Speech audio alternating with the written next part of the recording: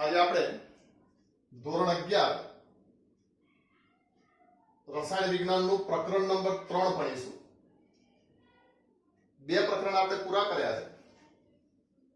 આ પ્રકરણનું નામ છે મિત્રો તત્વોનું વર્ગીકરણ અને ગુણધર્મોમાં આવર્તિતા. સમજો, તત્વોનું વર્ગીકરણ મતલબ તત્વોને ચોક્કસ રીતે કોઈ ચોક્કસ ગ્રુપમાં વેચવું, એને શું કહેશું? વર્ગીકરણ. અને ગુણધર્મોમાં આવર્તિતા. આવર્તિતાનો મતલબ એક ચોક્કસ નિયમ પ્રમાણેનો બદલાવ, ચોક્કસ નિયમ સાથેનો બદલાવ, એને શું કહેવાય? આવર્તિતા. દાખલા તરીકે તમે ભણતા હો એટલે જુદા જુદા વિષયના પીરિયડ આવે. આપણે પીરિયોડિક સિસ્ટમ છે. એ પીરિયડને જ ગુજરાતીમાં શું કહેવાય? આવર્ત. પહેલા માની લો કે ભૌતિક વિજ્ઞાનનો આવર્ત ચાલતો હોય, પછી રસાયણ વિજ્ઞાનનો આવર્ત આવે, તો એક ચોક્કસ ટાઈમે એ બદલાય. પણ જે દરમિયાન એ ચાલતો હોય એ દરમિયાન પણ ગુણધર્મોમાં ધીમે ધીમે શું આવતી હોય? થોડીક બદલાવટ. એટલે આપણે અહીંયા ગુણધર્મોમાં આવર્તિતા, આવર્તિતાનો મતલબ એવો સમજીશું કે ચોક્કસ ગુણધર્મોના આધારે થતો બદલાવ, એને આપણે શું કહી દઈશું? આવર્તિતા. ફરીથી, ચોક્કસ ગુણધર્મોના આધારે થતો બદલાવ, એને આપણે શું કહીશું? આવર્તિતા. તો સ્વાભાવિક છે, પાઠને આપણે બે ભાગમાં વહેંચીશું. પહેલા ભાગમાં આપણે કરીશું તત્વોનું વર્ગીકરણ અને બીજા ભાગમાં સમજીશું ગુણધર્મોમાં આવર્તિતા. વર્ગીકરણ કર્યા સિવાય આવર્તિતા કેવી રીતે સમજવી? એટલે પહેલા તો આપણે શું કરીશું? પહેલા ભાગમાં તત્વોનું વર્ગીકરણ કરીશું. રસાયણ વિજ્ઞાનમાં મિત્રો પ્રકરણ 1, 2, 3, 4 આ તમારે ખાસ તૈયાર કરવાના છે.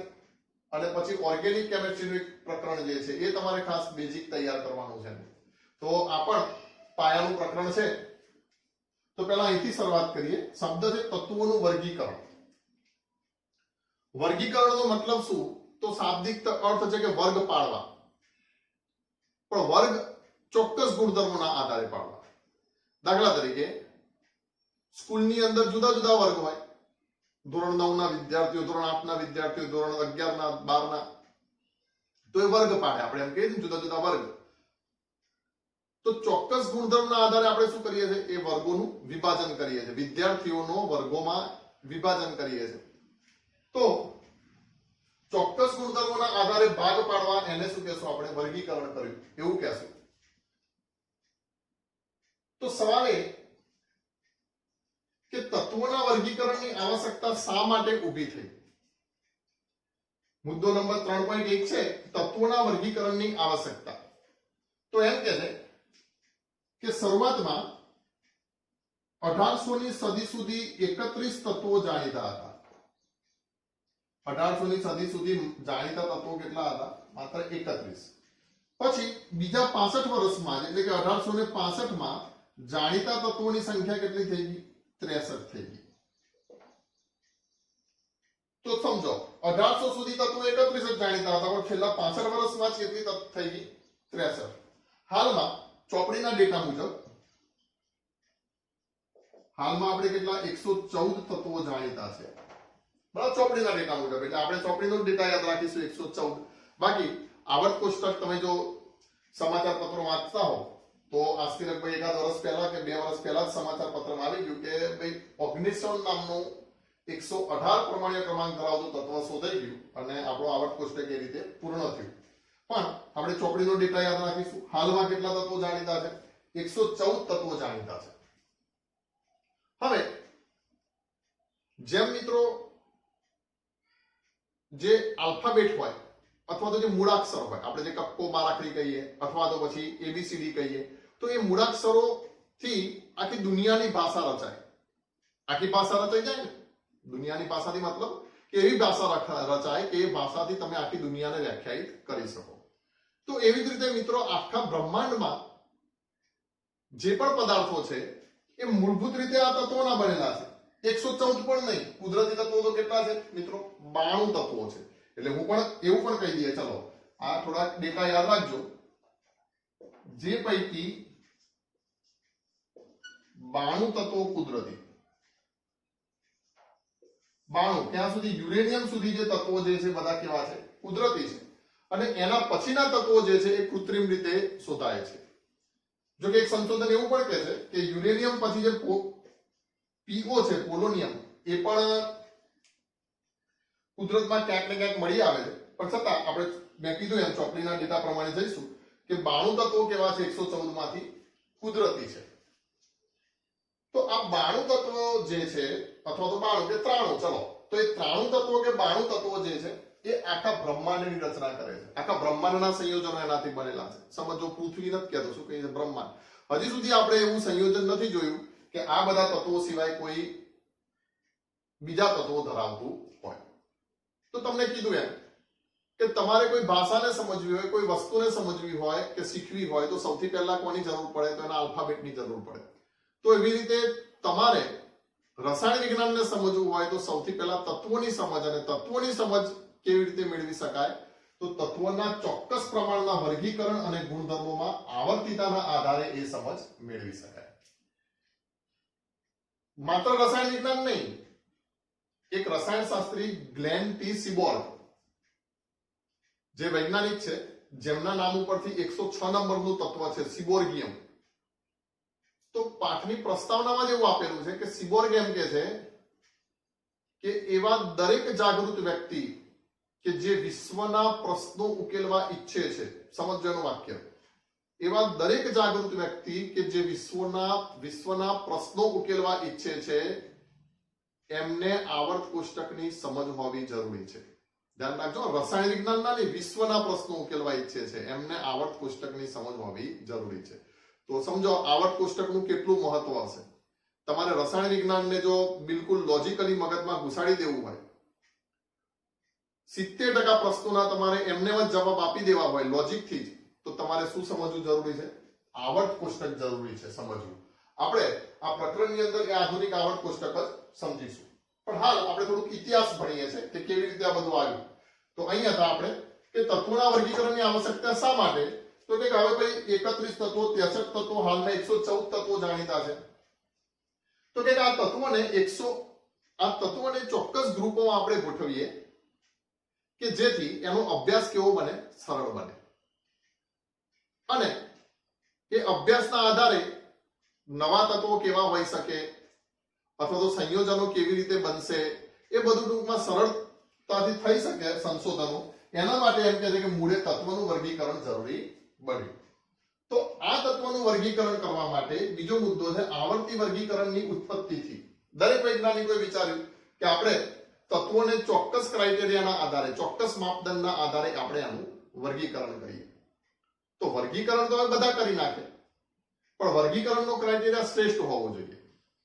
આપણને ખબર છે, આપણે પણ બધી વસ્તુઓ આપણે છૂટી છૂટી મૂકી દઈએ છીએ, વર્ગીકરણ કરી દઈએ છીએ, પણ છતાંય શોધવી હોય એટલે વળી પાછું લોચો કે પેલી ક્યાં મૂકી દી. તો એ શ્રેષ્ઠ વર્ગીકરણની રીત નથી. ખ્યાલ આવે છે?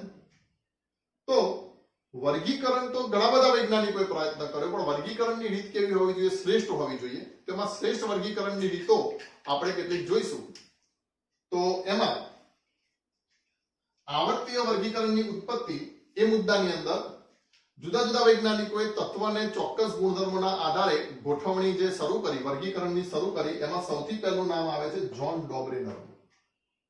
યાદ રાખજો, ઘણા બધા વૈજ્ઞાનિકોએ પ્રયત્નો કર્યા છે, પણ આપણે અમુક વૈજ્ઞાનિકો વિશે વાત કરીશું આવર્ત કોષ્ટકના ઇતિહાસમાં. એમાં પહેલા આવે છે જ્હોન ડોબરેનર. તો ડોબરેનરે મિત્રો ત્રિપુટીનો નિયમ આપ્યો. એને શું કર્યું? ત્રિપુટી મતલબ 3-3 ના ગ્રુપમાં તત્વોને વેચ્યા. જેમ કે આ ડોબરેનરની હું અહીંયા આગળ 3 ત્રિપુટી બતાવું છું. એમાં એને પહેલું ગ્રુપ લીધું લિથિયમ, સોડિયમ, પોટેશિયમ. ઉપર મેં પરમાણુ ક્રમાંક લખ્યા છે, પરમાણુ દળાંક લખ્યા છે, પરમાણુ ભાર. બીજી ત્રિપુટી છે એની કેલ્શિયમ, સ્ટ્રોન્શિયમ, બેરિયમ. અને ત્રીજી ત્રિપુટી છે એની ક્લોરીન, બ્રોમિન અને આયોડિન. અને ડોબરેનરે ત્રિપુટીનો નિયમ આપ્યો. એને એમ કીધું કે દરેક ત્રિપુટીમાં મધ્યમાં રહેલ પરમાણુનો પરમાણુ ભાર એ બાકી બંને તત્વોના કુલ પરમાણુ ભાર કરતા અડધો હોય છે. એને ડોબરેનરે શું કીધું? ત્રિપુટીનો નિયમ. તો આપણે અહીંયા કને ત્રિપુટીનો નિયમ લખીશું.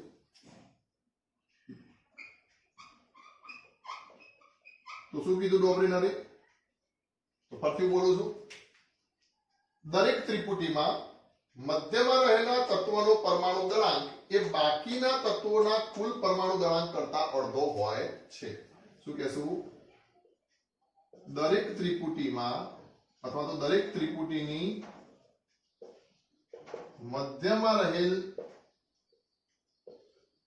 તત્વનો પરમાણુ દળાંક એ બાકીના તત્વોના કુલ પરમાણુ દળાંક કરતા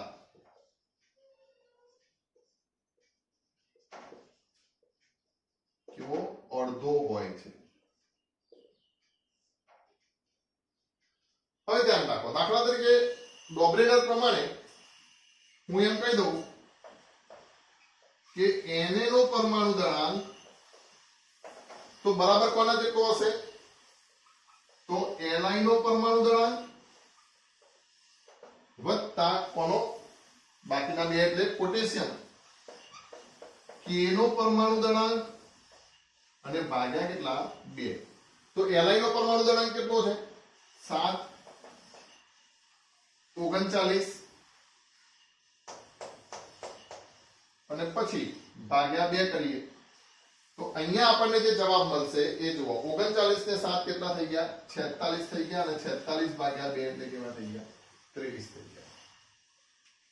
તો આ રીતે મિત્રો ડોબ્રેનરે આ રીતે ત્રિપુટી કરી અને એમ કીધું કે આ બંને તત્વોના ગુણધર્મો સરખા છે.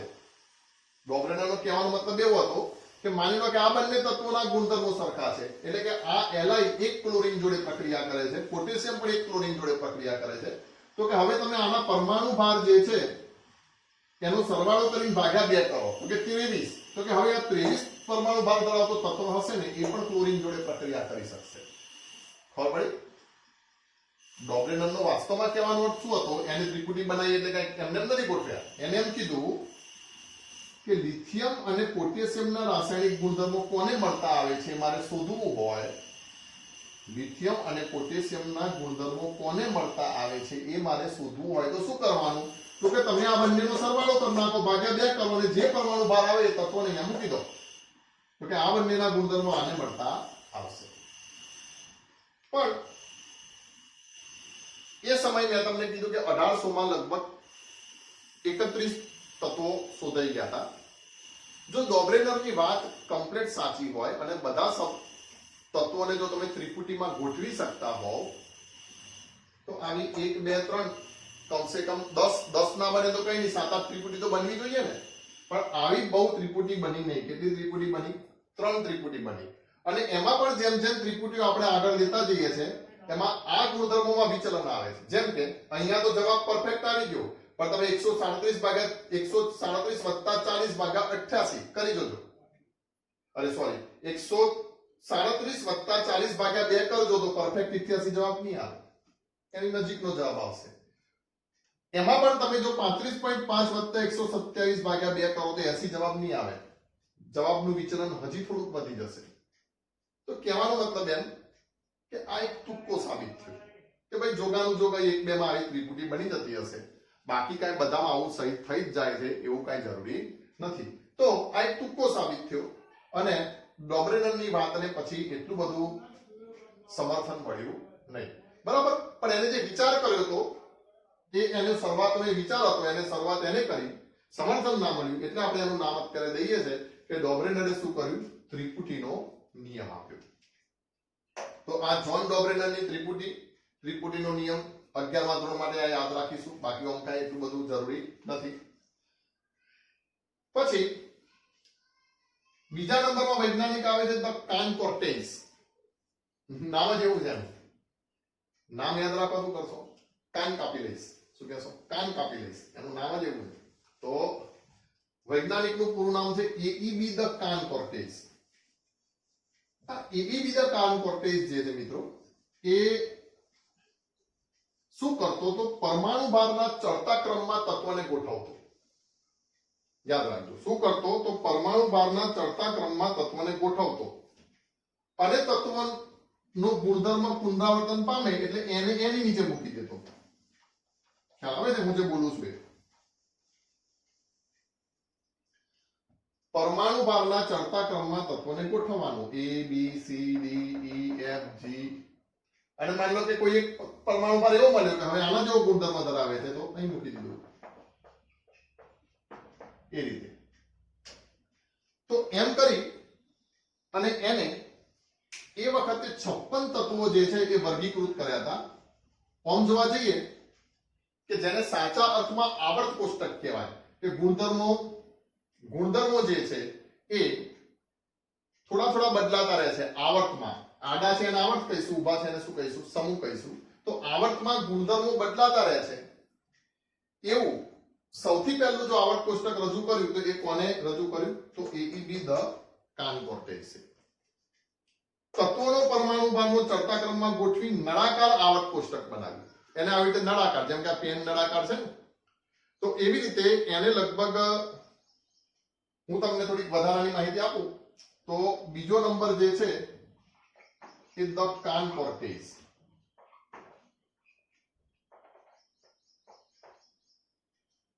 તો શું કર્યું? એને નળાકાર આવર્ત કોષ્ટક બનાવ્યું. આ રીતે નળાકાર આવર્ત કોષ્ટક.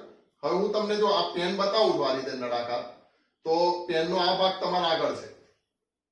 તો એને આવી રીતે સમૂહમાં બધા તત્વોને ગોઠવ્યા હતા. એને તે સમયે શોધાયેલા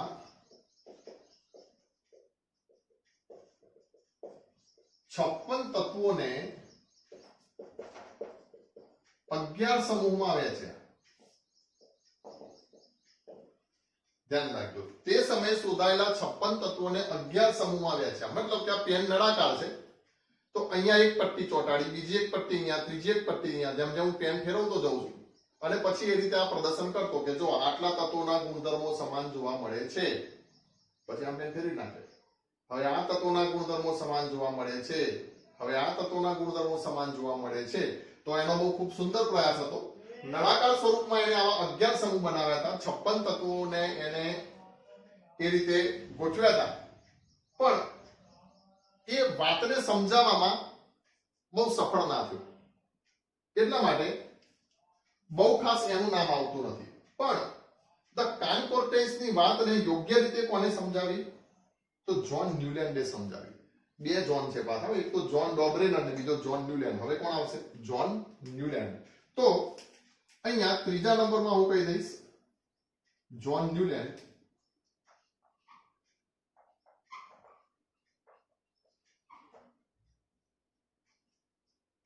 ન્યુલેન્ડે મિત્રો અષ્ટકનો નિયમ આપ્યો. સંગીતનું અષ્ટક, સારે ગમ પદ ની સા,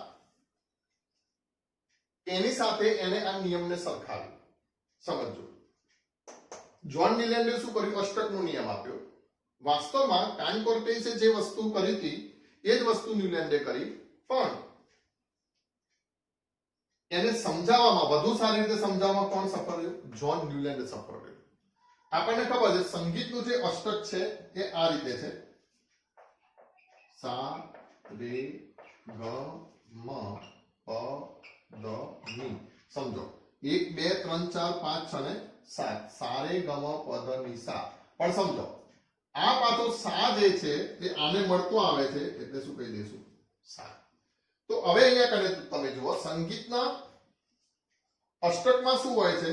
તો પહેલો સૂર, બીજો સૂર, ત્રીજો સૂર. આમ જોવા જઈએ તો 7 સૂરોનો સંગમ છે, પણ છતાં એને શું કહેવાય? અષ્ટક. કેટલા સૂરોનો સંગમ છે? 7 સૂરોનો. તો 1 2 3 4 5 6 7. પણ આઠમો સૂર પાછો પહેલા સૂરને મળતો આવે છે. ખબર પડી? એટલે ફરીથી પાછો આપણે અહીંયા મૂકી દીધો 9 10 11 12 13 14 અને 15મો સૂર પાછો આને મળતો આવશે. તો આવી રીતે સંગીતના અષ્ટકની જેમ જ જ્હોન ન્યુલેન્ડે શું કર્યું? તત્વને પરમાણુ ભારના ચડતા ક્રમમાં ગોઠવ્યા. તત્વને પરમાણુ ભારના ચડતા ક્રમમાં ગોઠવ્યા અને જેવો ગુણધર્મ પુનરાવર્તિત થાય, ચડતા ક્રમમાં ગોઠવતો ગયો, અને જેવો તત્વનો ગુણધર્મ પુનરાવર્તિત થાય તો એવા તત્વને પછી એને એ સમૂહમાં નીચે મૂકી દીધા. તો શું કીધું?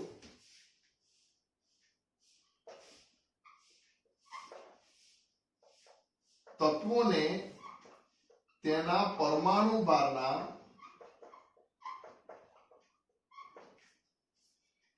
ચડતા ક્રમમાં ગોઠવવામાં આવે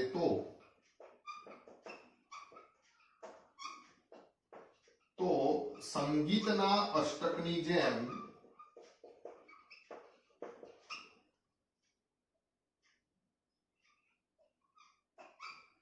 આઠમું તત્વ અથવા તો શું કહી દઈશું, સંગીતના અષ્ટકની જેમ આઠમા તત્વના ગુણધર્મો એ પ્રથમ તત્વને મળતા આવે છે.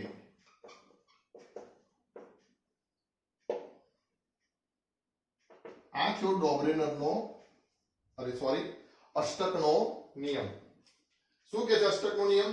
તત્વને તેના પરમાણુ ભારના ચડતા ક્રમમાં ગોઠવવામાં આવે તો સંગીતના અષ્ટકની જેમ આઠમા તત્વોના ગુણધર્મો એ પ્રથમ તત્વોના ગુણધર્મોને મળતા આવે છે. આ નિયમ કેલ્શિયમ સુધી સાચો ઠર્યો મિત્રો, જેનો પરમાણુ ક્રમાંક 40, પરમાણુ દળાંક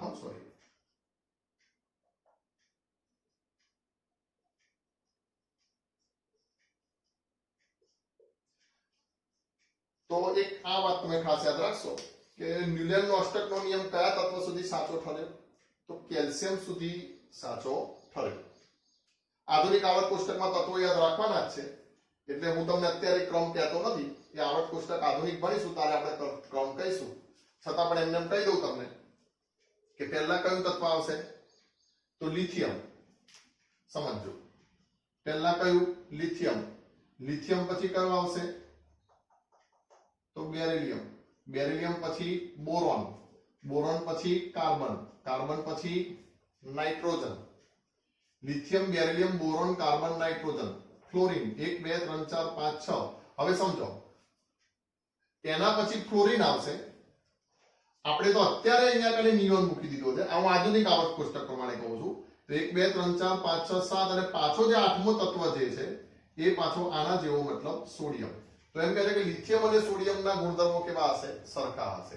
એમ કરતા કરતા આપણે હજી આગળ જઈએ તો પાછું સોડિયમ, મેગ્નેશિયમ અને પછી સોડિયમ પછી મેગ્નેશિયમ ને મેગ્નેશિયમ પછી જે તત્વ આવશે આપણા આવર્ત કોષ્ટક પ્રમાણે તો એલ્યુમિનિયમ. એલ્યુમિનિયમ પછી સિલિકોન. સિલિકોન પછી ફોસ્ફોરસ. ફોસ્ફોરસ પછી ક્લોરીન. ક્લોરીન પછી આર્ગોન. અને પાછો રિપીટ થશે તો એ રિપીટ કયો થશે? તો સોડિયમની બરાબર નીચે પોટેશિયમ ને પોટેશિયમની નીચે કેલ્શિયમ. બરાબર? તો આ 1 2 3 4 5 6 7 8 પાછો 1 2 3 4 5 6 7 અને 8. તો આવી રીતે કેલ્શિયમ સુધી આજે પણ આપણા આધુનિક કોષ્ટકમાં આ રીતે તત્વો જોવા મળે છે. આજે પણ. બરાબર? તો આ જેમ કે આપણા આધુનિક આવર્ત કોષ્ટકનો સમૂહ 1 છે અને સમૂહ 2 છે. જો તમે આધુનિક આવર્ત કોષ્ટક જોયું હોય તો વધારે ખ્યાલ આવશે. તો આવી રીતે અષ્ટકનો નિયમ ત્યાં સુધી કેલ્શિયમ 40 પરમાણુ દળાંક વાળો તત્વ જે છે ત્યાં સુધી એ સાચો ઠર્યો છે. બરાબર? તો આ પહેલા આપણે વાત કરી જોન ડોબ્રેનર, પછી વાત કરી ઇ.વી. કાન-કોર્ટેઝ, પછી જોન ન્યુલેન્ડ કે જેને અષ્ટકનો નિયમ આપ્યો અને સંગીતની સુરાવલી સાથે એને સરખાવ્યો. હવે આધુનિક આવર્ત કોષ્ટકનો પાયો નાખવામાં જેનો સૌથી વધારે ફાળો છે, પાયો નાખવા મતલબ આધુનિક આવર્ત કોષ્ટક પણ એ વસ્તુને અનુસરીને બનાવ્યું છે, એવો જ આવર્ત કોષ્ટકના વિકાસમાં જેનો સૌથી અગત્યનો ફાળો છે ઇતિહાસમાં, એ છે દમિત્રી મેન્ડેલિવ અને બીજા નંબરમાં લોથર મેયર. તો એના વિશે પણ આપણે ચર્ચા કરીએ, પણ પહેલા તમે આટલી વાતો નોંધો.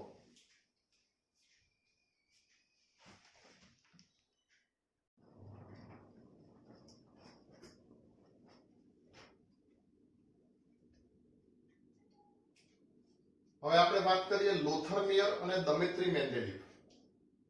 આ બંને વૈજ્ઞાનિકોએ સ્વતંત્ર રીતે પોતપોતાનો અભ્યાસ કરી અને આવર્ત કોષ્ટકની રચના કરી હતી. સ્વતંત્ર રીતે, એટલે મતલબ બંને ભેગા રહીને કામ નતું કર્યું. પણ તત્વોના વર્ગીકરણ માટેનું બંનેનું લોજિક કોમન હતું, બંનેનું, લોથરમિયરનું અને મેન્ડેલિફનું. બંને શું કર્યું કે તત્વને પરમાણ્વીય ભારના ચડતા ક્રમમાં ગોઠવવાના,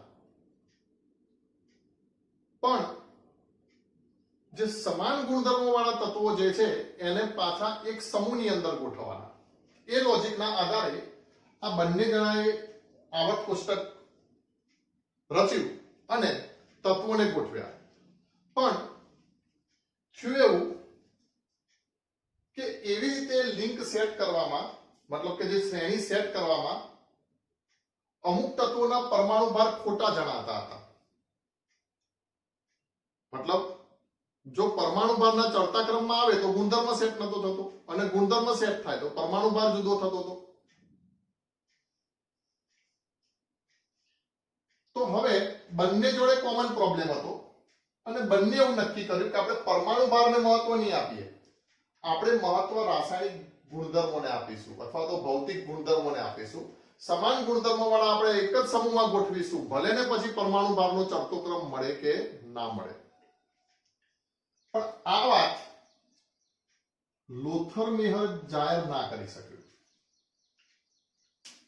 મેન્ડેલિફે હિંમત દર્શાવી અને આ વાતને જાહેર કરી અને લોથરમેહર કરતા પહેલા એનું આવર્ત કોષ્ટક રજૂ કરી નાખ્યું. લોથરમેહર આમ તો સૌથી પહેલા, આના કરતા વહેલું સંશોધન લોથરમેહરે કર્યું હતું, પણ એને જાહેર વહેલું ના કર્યું. જાહેર કોને કર્યું? મેન્ડેલિફે. એ જમાનામાં યુરોપમાં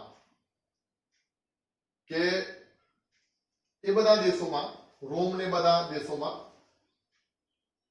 રશિયામાં પણ એમ સીધે સીધું સંશોધનો જાહેર થતા નહીં.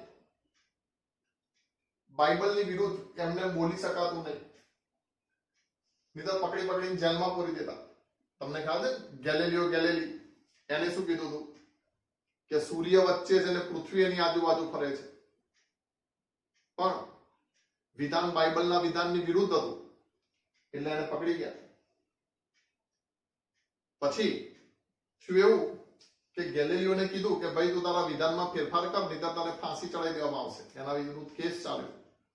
તો ગેલેલિયોએ કીધું કે ભાઈ મને ફાંસી ચડાવી દો, એના કરતા તો મારું વિધાન બદલી નાખું છું, પણ તમે યાદ રાખજો કે સૂર્ય કે ચંદ્ર કે પૃથ્વી એ બધા કઈ બાઇબલ વાંચીને ફરવાના નથી. એ તો જે પ્રકૃતિનો નિયમ છે એ પ્રમાણે જ ફરશે. તો દમિત્રી મેન્ડેલિફ છે ને પાદરી હતો. સંસ્કૃતનો પણ દમિત્રી મેન્ડેલિફ અભ્યાસ કરતો. કેમ? કારણ કે સંસ્કૃત એ બધા કરતા હજારો વર્ષ આગળ હતું. આપણે તો વર્ષોથી ઋષિ મુનિઓ કહેતા હતા કે સૂર્ય વચ્ચે છે પૃથ્વી આજુબાજુ ફરે છે, એવા ઘણા બધા સ્ટેટમેન્ટ. તો મેન્ડેલિફ એ સાહસ કરી શક્યો અને પહેલા એને આવર્ત કોષ્ટક પોતાનું પ્રસિદ્ધ કર્યું. તો એના કેટલાક કાર્યો મેં અહીંયા કને લખ્યા છે. તો સૌથી પહેલા તો એને આવર્ત નિયમ આપ્યો. પહેલો આવર્ત નિયમ રજૂ કરવાનો શ્રેય કોને જાય છે? તો દમિત્રી મેન્ડેલિફને જાય છે. એને કીધું તત્વોના ગુણધર્મો તેના પરમાણ્વીય ભારના આવર્તનીય વિધેય છે. આવર્તનીય વિધેય અગણિતીય શબ્દ છે વિધેય. આપણે એમ કહીશું મતલબ સમજીશું, લખીશું તો આમ જ, તત્વોના ગુણધર્મો કોના પર આધાર રાખે છે? તો તેના પરમાણ્વીય ભાર ઉપર આધાર રાખે છે. તો તેના પરમાણ્વીય ભારના આવર્તનીય વિધેય છે. મતલબ ચોક્કસ વિસ્તારમાં પરમાણ્વીય ભારના આધારે ગુણધર્મોમાં વિચલન જોવા મળે છે, એવું કહે છે. આ ચોક્કસ વિસ્તારમાં પરમાણ્વીય ભારના આધારે ગુણધર્મો બદલાય છે. એ વિસ્તાર જે છે એને ગણિતીય ભાષામાં શું કહેવાય મિત્રો? વિધેય કહેવાય. બરાબર? તો લેંગ્વેજ થોડીક તમને ઓકવર્ડ પડે તો પણ સાદી ભાષામાં એવું યાદ રાખો કે આને એમ કીધું ભાઈ તત્વોના ગુણધર્મો કોના પર આધાર રાખે છે? પરમાણ્વીય ભાર ઉપર આધાર રાખે છે. તો પહેલો એને આવર્ત નિયમ આપ્યો. સમજો, નિયમમાં એમ કહે છે કે પરમાણુ ભાર ઉપર આધાર રાખે છે, પણ છતાંય ગોઠવણીમાં એને પ્રેક્ટિકલ વાતને ધ્યાનમાં રાખી. એવું નહીં કે ઠોકી બેસવાનું કે આધાર રાખે જ છે એટલે મારે આમ જ ગોઠવવા છે. ના, એને જોયું કે કેટલાક તત્વો જેમ કે ટેલ્યુરિયમ પહેલા સમૂહ 6 માં હતું. હું તમને બતાવું પછી આવર્ત કોષ્ટકમાં. ટેલ્યુરિયમ પહેલા સમૂહ 6 માં હતું, પણ ટેલ્યુરિયમ જે છે એના ગુણધર્મો સમૂહ 6 ના તત્વોને મળતા નતા. આ પરમાણુ ભાર એ પ્રમાણે સેટ થઈ જતો હતો, પણ એના ગુણધર્મો સમૂહ 6 ના તત્વોને મળતા નતા. એટલે મેન્ડેલિફે એમ કીધું કે ટેલ્યુરિયમનો પરમાણુ ભાર ગણવામાં શું હોવી જોઈએ? ભૂલ હોવી જોઈએ. ચોપડી નથી લખ્યું પણ મેન્ડેલિફે તો એનો અંદાજિત પરમાણુ ભાર પણ આપ્યો હતો કે આટલો હોવો જોઈએ, અને આજની તારીખમાં પણ એ પરમાણુ ભાર એની નજીકનો જોવા મળે છે. તો કેટલાક તત્વોના પરમાણુ ભારના માપનમાં ભૂલ હોવાનું એને જણાવ્યું, અને આ વાતને વળગી ના રહ્યો કે પરમાણુ ભારના ચડતા ક્રમમાં ગોઠવી જ દેવા છે. એને કઈ બાબતને ધ્યાનમાં રાખી કે ભાઈ પરમાણુ ભાર સેટ થાય કે ના થાય, મારે તો શું કરવું છે, સમાન ગુણધર્મો વાળા જે છે પ્રેક્ટિકલી જવું છે, પ્રેક્ટિકલી જે સમાન રાસાયણિક ગુણધર્મો ધરાવે છે એ બધાને મારે એક જ સમૂહમાં ગોઠવવાના છે. આના આધારે હું આજે બોલ્યો એમાં સ્વાધ્યાયમાં પ્રશ્ન નંબર 2 છે, તમે જોજો એટલે ખ્યાલ આવશે. તો શું કર્યું એને, તો ટેલ્યુરિયમને સમૂહ 6 માંથી ખસેડીને સમૂહ 7 માં મૂક્યો, કારણ કે તે ClBr ને સમાન ગુણધર્મો ધરાવતો હતો. ClBr મેન્ડેલિફના આવર્ત પુસ્તકમાં કયા સમૂહમાં છે મિત્રો? 7મા સમૂહમાં છે. તો એને ઉપાડીને એને ત્યાં કને મૂકી દીધો. અને સૌથી શ્રેષ્ઠ બાબત મેન્ડેલિફની આ હતી, તમારે યાદ રાખવાનું છે, આ યાદ રાખવાનું છે, કેટલાક વણ શોધાયેલા તત્વોની આગાહી કરી, અને પહેલેથી જ આગાહી કરી નાખી કે આવા તત્વો હોવા જોઈએ આટલો પરમાણુ ભાર ધરાવતા. એને શું કર્યું, તો એ સમયે એલ્યુમિનિયમની નીચે એક જગ્યા ખાલી રાખી. ત્યાં એને એ સમયે શોધાયેલા કોઈ પણ તત્વને ના મૂક્યું. એને એમ કીધું કે અહીંયા કોઈ તત્વ આવશે નહીં. હવે પછી જે તત્વ શોધાશે એ એલ્યુમિનિયમના જેવું હશે, એટલા માટે એને નામ આપ્યું એકા એલ્યુમિનિયમ. એલ્યુમિનિયમની નીચે સમૂહમાં મેન્ડેલિફે જગ્યા ખાલી રાખી અને નામ શું આપ્યું? એકા એલ્યુમિનિયમ. એકાનો મતલબ, એકા સંસ્કૃત ભાષાનો શબ્દ છે, એકાનો મતલબ થાય હવે પછી. તો એને એમ કીધું કે હવે પછી જે તત્વ શોધાશે એના ગુણધર્મો કોને મળતા આવશે? એલ્યુમિનિયમને મળતા આવશે, અને એનો પરમાણુ ભાર આટલો હશે, અને અહીંયા કને એને મૂકીશું. તો એ પછી તત્વ શોધાયું, અને એ તત્વ કયું છે મિત્રો? એકા એલ્યુમિનિયમ, મતલબ આજનું ગેલિયમ. અને એ જ રીતે સિલિકોનની નીચે પણ એને જગ્યા ખાલી રાખી, અને એકા સિલિકોન એટલે જર્મેનિયમ. પછી જે શોધાય એ વખતે ગેલિયમ અને જર્મેનિયમ શોધાયેલા નતા, પણ મેન્ડેલિફે એવું કીધું કે આ જગ્યાએ તત્વો શોધાશે. તમે શોધ કરો આવા પરમાણુ ભારવાળા તત્વો હોવા જોઈએ, એને આપણે પછી એલ્યુમિનિયમની નીચે મૂકીશું, અને જર્મેનિયમ હશે ક્યાં મૂકીશું? સિલિકોનની નીચે મૂકીશું. એટલે એવું જર્મેનિયમ હશે એવું ખબર નથી, પણ એમ કે જે એકા સિલિકોન શોધાશે હવે પછીનું સિલિકોન, એને સિલિકોનની નીચે મૂકીશું. અને પછીથી આ તત્વો શોધાયા ગેલિયમ અને જર્મેનિયમ. એટલું જ નહીં કે જગ્યા ખાલી રાખી, એને આગાહી પણ કરી કે આ તત્વો આવા ગુણધર્મો ધરાવતા હશે. અને ખરેખર મિત્રો ભવિષ્યમાં એ તત્વો શોધાયા તો એના ગુણધર્મો જે મેન્ડેલિફે દર્શાવ્યા હતા એ પ્રમાણિત જોવા મળ્યા. તમને એમ થાય કે એમ કેમ આગાહી થઈ શકે? તો આગાહી થઈ શકે. તમે ભણ્યા છો આવી આગાહીઓ. તમે ગણિતની અંદર 10મા ધોરણમાં શ્રેણી ભણ્યા છો. શ્રેણી, કોઈ પણ વસ્તુની શ્રેણી તમે લખો તો નિયમના આધારે આંકડો મળી રહે તમને. દાખલા તરીકે ચલો આપણે તમારી ઇન્ટેલિજન્સનો ટેસ્ટ લઈએ અને નક્કી કરીએ કે આ કેવી રીતે નક્કી થાય. હું એક શ્રેણી રચું છું.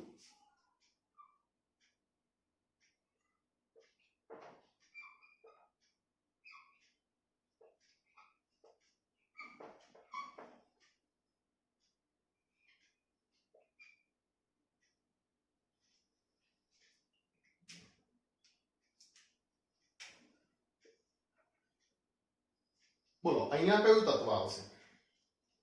0 1 1 2 3 5 ખાલી જગ્યા અને 13 તત્વ, મતલબ અહીંયા કયો આંકડો આવશે એમ બોલો? 0 1 1 2 3 5 અને 13 પાછી ખાલી જગ્યા. તો ખાલી જગ્યા મેં રાખી, ત્યાં કણ કયો આંકડો આવશે? ધ્યાન રાખજો. આ શ્રેણીનો નિયમ હવે સમજજો. તમને જો આંકડો ખબર પડી ગયો હોય તો તમે સરસ ઇન્ટેલિજન્સથી જવાબ આપ્યો. તમે આ શ્રેણી ભણ્યા પણ છો, એને ફિબોનાકી સિક્વન્સ કહેવાય છે. ફિબોનાકી શ્રેણી. હવે મને તમે કહી શકો છો ફિબોનાકી શ્રેણી છે તો કયો આંકડો આવશે? યસ, અહીંયા કને કયો આંકડો આવશે? 8 આવશે. શું કર્યું? તો 0 માં 1 ઉમેર્યો તો 1, 1 માં 1 ઉમેર્યો તો 2, 2 માં 1 ઉમેર્યો તો 3, 3 માં 2 ઉમેર્યો તો 5, તો 5 માં 3 ઉમેર્યો તો 8, અને 8 માં 5 ઉમેર્યો તો 13. ખબર પડી? તો નિયમ શું થયો આ શ્રેણીનો ફિબોનાકી સિક્વન્સનો? કે આગલા બે નંબરનો સરવાળો એ ત્રીજો નંબર, એના આગલા બે નંબરનો સરવાળો એ ચોથો નંબર, એના આગલા બે નંબરનો સરવાળો એ પાંચમો નંબર. ખબર પડી? તો દરેકનો સરવાળો કરીએ છે પછીનો નંબર બને છે. તો એ લોજિકના આધારે અહીંયા કયો નંબર આવ્યો? નંબર 8 આવ્યો. તો સ્વાભાવિક છે મેન્ડેલિફે પણ એક લોજિક વાપર્યું હતું ને. આપણું લોજિક આ શ્રેણીમાં શું હતું કે ભાઈ પાછળ ઉમેરી દો, આગલા નંબરને પાછળ ઉમેરી દો, વળી આ બંનેનો સરવાળો કરીને પાછલો નંબર બનાવો, આ બેનો સરવાળો કરીને પાછલો નંબર બનાવો. એ લોજિક વાપર્યું તો એ લોજિકના આધારે તમને ખબર પડી ગઈ કે અહીંયા કયો નંબર આવશે, 8 નંબર આવશે. તો મેન્ડેલિફે પણ જે તત્વનું વર્ગીકરણ કર્યું હોય એ વર્ગીકરણમાં આવર્તીયતા એટલે કઈ ગપ્પા નહીં મારવાના, એ કોઈ લોજિકના આધારે એને મૂકેલા હોય. જેમ કે ડાબીથી જમણી તરફ જઈશું એટલે પરમાણુ તત્વોના કદ નાના થતા જશે, ડાબીથી જમણી તરફ જઈશું એટલે તત્વના ઉત્કલન બિંદુ ગલન બિંદુ વધતા જશે કે ઘટતા જશે. બરાબર, આપણે આગળ ભણીશું આવર્તીયતામાં. તો એવી રીતે ચોક્કસ લોજિકના આધારે એ તત્વ ગોઠવતો હતો અને એ લોજિક સાથે તત્વના પરમાણુ ભાર પણ સેટ થતા હતા. પણ એને જોયું કે અહીંયા અમુક પરમાણુ ભાર હોવા જોઈએ, પણ એવા પરમાણુ ભાર વાળું તો તત્વ આપણી જોડે છે નહીં. જેમ કે અહીંયા 27 પરમાણુ ભાર સેટ થવો જોઈએ, તો એલ્યુમિનિયમ તો છે પણ 27 ની બરાબર નીચે અમુક ચોક્કસ પરમાણુ ભાર સેટ થવો જોઈએ, જેમ કે 31 સેટ થવો જોઈએ. તો 31 વાળો તો છે નહીં. તો કે છે નહીં તો કશું વાંધો નહીં, ભવિષ્યમાં એ શોધાશે. અને ખરેખર મેન્ડેલિફે એવું કીધું અને ભવિષ્યમાં એ તત્વોની શોધ થઈ. તો આવી રીતે મેન્ડેલિફે પોતાના કાર્યોના આધારે એનું પોતાનું આવર્ત કોષ્ટક રજૂ કર્યું, જે એ જમાનામાં રસાયણ વિજ્ઞાનને સમજવામાં અને પ્રક્રિયાઓ સમજવામાં ખૂબ જ ઉપયોગી હતું. અને પછી તો તમને ખબર છે આટલે સુધીનો જમાનો આપણા પહેલા પ્રકરણનો જમાનો હતો. જ્હોન ડાલ્ટન ને એવોગેડ્રો ને, બરાબર, એન્ટોની લેવોઇઝર ને એ લોકોનો જમાનો હતો. પછી આધુનિક યુગ શરૂ થયો, જેમાં પછી આ બધા આવ્યા, રુથરફોર્ડ, નીલ બોર, પછી આપણે આ આધુનિક પરમાણુ નવાનું પેલા Werner Heisenberg, Albert Einstein, Erwin Schrödinger, એ બધા આવ્યા અને એમને આધુનિક પરમાણુ નમૂનાનો પાયો નાખ્યો. અને પછી તો અંદર આપણે નવો કન્સેપ્ટ શીખ્યા કે પરમાણુમાં પ્રોટોને હોય, ઇલેક્ટ્રોને હોય, ન્યુટ્રોને હોય, અને એના આધારે આપણે નવો એક ટર્મ્સ ભણ્યા, પરમાણ્વીય ક્રમાંક. પછી શબ્દ આવ્યો પરમાણ્વીય ક્રમાંક. તો આવી રીતે આધુનિક આવર્ત કોષ્ટકનું સ્વરૂપ કેવી રીતે અસ્તિત્વમાં આવ્યું એની હવે વાત કરીએ. તો અહીંયા આપણો હવે 5મા નંબરનો વૈજ્ઞાનિક આવશે, હેનરી મોસ્લે. જુદા જુદા વિકિરણોની પણ એ વખતે શોધ થઈ હતી. તો હેનરી મોસ્લે એ તત્વનો એક્સરે વર્ણપટ, સકિરણ વર્ણપટ, દરેક તત્વના સકિરણ વર્ણપટની અંદર એને ચોક્કસ નિયમિતતા એને જોવા મળી. એના આધારે હેનરી મોસ્લે એ મેન્ડેલિફની વાતને ધ્યાનમાં રાખીને મેન્ડેલિફે શું કીધું, તત્વના ગુણધર્મોને કોની સાથે સંબંધ છે, તો પરમાણ્વીય ભાર સાથે સંબંધ છે. તો એને શું કર્યું, બે આલેખ દોર્યા. આલેખ નંબર 1 પરમાણ્વીય દળ વિરુદ્ધ √ν, અને બીજો આલેખ દોર્યો પરમાણ્વીય ક્રમાંક વિરુદ્ધ √ν. તમને એમ થાય કે √ν શું છે, તો જ્યાં ν બરાબર ઉત્સર્જિત સકિરણની આવૃત્તિ. ન્યુ શું છે, ઉત્સર્જિત સકિરણની આવૃત્તિ. તો આ બંનેનો અભ્યાસ કર્યો. મેન્ડેલિફને એમ થયું કે અને મોસ્લેને એમ થયું કે મેન્ડેલિફે એમ કીધું કે તત્વના ગુણધર્મો પરમાણ્વીય ભાર પર આધારિત છે. તો ચલો ને આપણે જોઈએ, સંબંધ જોઈએ, આલેખ દોરીએ કે ખરેખર આધાર રાખે છે. અને પાછો નવો ટર્મ એ વખતે શોધાયો તો પરમાણ્વીય ક્રમાંક. ત્યારે પરમાણ્વીય ક્રમાંક વિરુદ્ધ પણ √ν નો આલેખ દોર્યો અને જોયું કે આના ઉપર આધાર રાખે છે. ચલો કે આપણે કમ્પેરિઝન કરીએ. તો એને કમ્પેરિઝન કરવા માટે બંનેના આલેખ દોર્યા. એમાં થયું એવું કે આલેખ 1 કરતા આલેખ 2 વધુ નિયમિત. નિયમિતનો મતલબ છે આલેખની ભાષામાં સીધી રેખા. બરાબર, ફિઝિક્સમાં શીખશો કે આલેખ કઈ રીતે દોરાય ને શું હોય ને બધું. વધુ નિયમિત એટલે કે સીધી રેખા જોવા મળ્યું. અને મોસ્લે પછી કીધું કે તત્વના ગુણધર્મો એ પરમાણ્વીય દળ સાથે તો સંબંધ ધરાવે છે, ઠીક છે, પણ એનો સટીક સંબંધ, ચોક્કસ પ્રકારનો સંબંધ કોની સાથે છે, પરમાણ્વીય ક્રમાંક સાથે છે. અને ત્યારથી પછી આધુનિક આવર્ત નિયમ અસ્તિત્વમાં આવ્યો. ધ્યાન રાખજો, આધુનિક આવર્ત નિયમ. આ નિયમમાં બીજું કશું નથી. મેન્ડેલિફનો જે આવર્ત નિયમ છે, તત્વના ગુણધર્મો તેના પરમાણ્વીય ભારના આવર્તનીય વિધેય છે, એની જગ્યાએ આ શબ્દ દૂર કરીને કયો શબ્દ રાખ્યો? પરમાણ્વીય ક્રમાંક. અને આ રીતે બન્યો આધુનિક આવર્ત નિયમ. તત્વના ગુણધર્મો તેના પરમાણ્વીય ક્રમાંક ના આવર્તનીય વિધેય છે.